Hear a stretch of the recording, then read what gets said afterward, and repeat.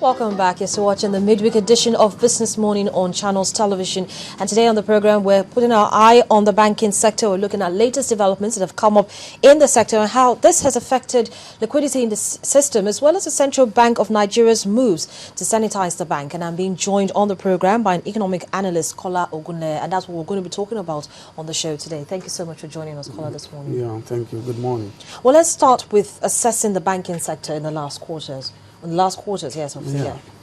In the last 2 quarters, the Nigerian banking industry has done pretty well.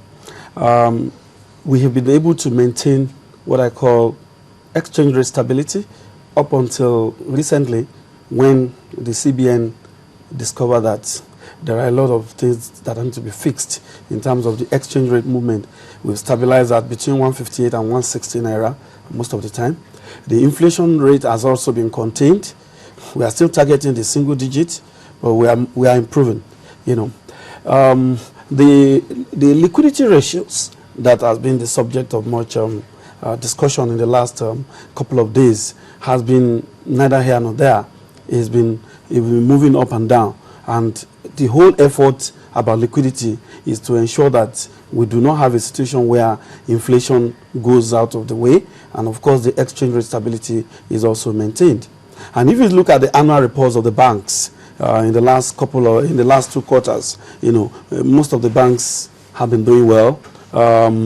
They've also been operating properly in the capital market, because a lot of people who hold bank shares have been smiling to the banks, in terms of declaration of dividends and all of that. But there is something about the banking system and industry in Nigeria, and that is how well have they contributed to the macroeconomic development of the country in terms of growth, in terms of development. There is a discussion going on now in the world, in the global economic world, and that is how much of efforts are we going to entrust in the hands of the banks in terms of economic growth. You find out that most of the growth that has been happening in the United States, lately UK, all of them have been driven by the central bank, by what they call quantitative easing, making sure that interest rates come as low as in the case of UK, 0.5, and in the case of the United States, almost 0.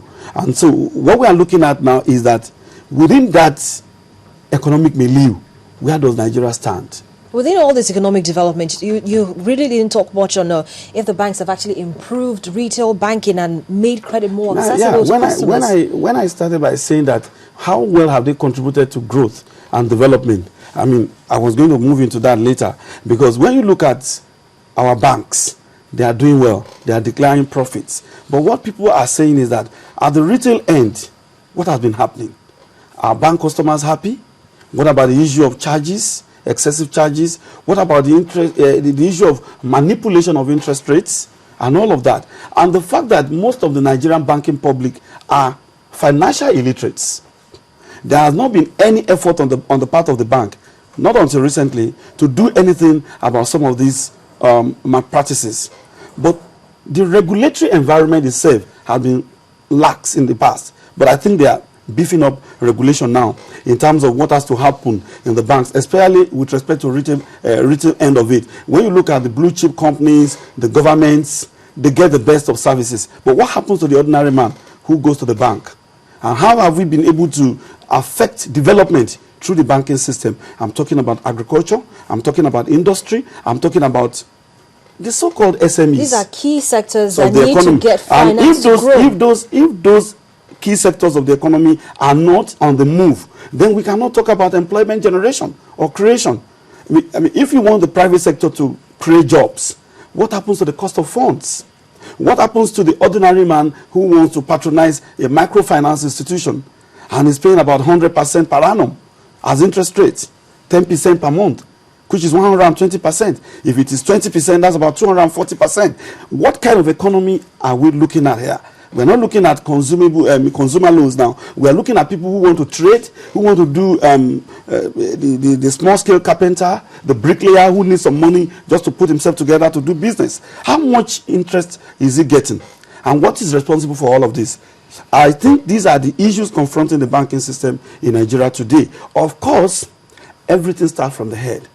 I have always believed that if the central bank's core mandate remains what it is today, then we may not be able to expect too much from the banking system, i.e. developing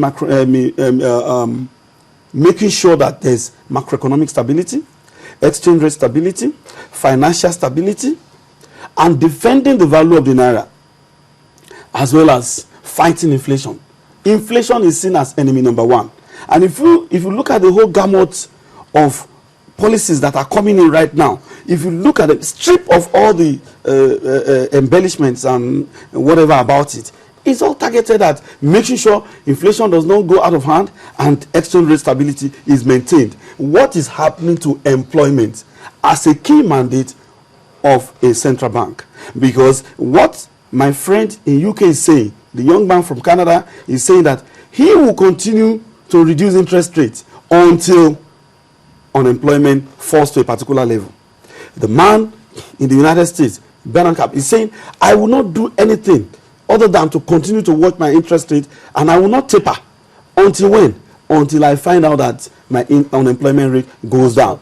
In the case of Nigeria, it is even more important to do that because of thousands of our youths that are roaming the streets. What are we doing? There are structural problems, there are cyclical problems, there are also problems that are in form of monetary regime that we operate.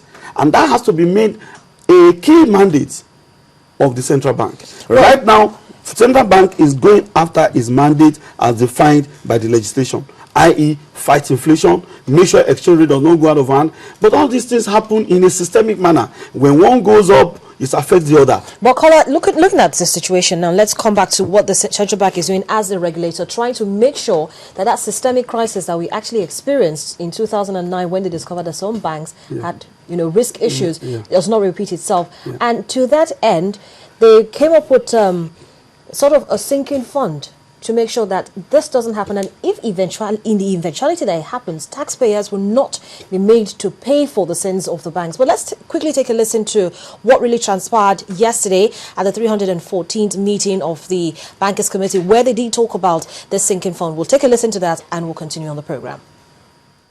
The banks have agreed on their own to contribute 0.5% of total assets and 0.5% of 33% of their off-balance sheet items to the sinking fund. So the whole intention of that is to ensure that going forward the banking system is safe and there is no incident whereby we have to fall back on taxpayers' money. It's 0.5% of their total assets, and currently in the banking system we have 21 trillion naira worth of assets held by 24 banks, but the proportion in which they hold those assets differ. So for each bank, the total assets, 0.5% of that. And for the off-balance sheet items, we would calculate 33% of the off-balance sheet items and take another 0.5% of that. So that's the way it's going to work. So that was the Director of Banking Supervision of the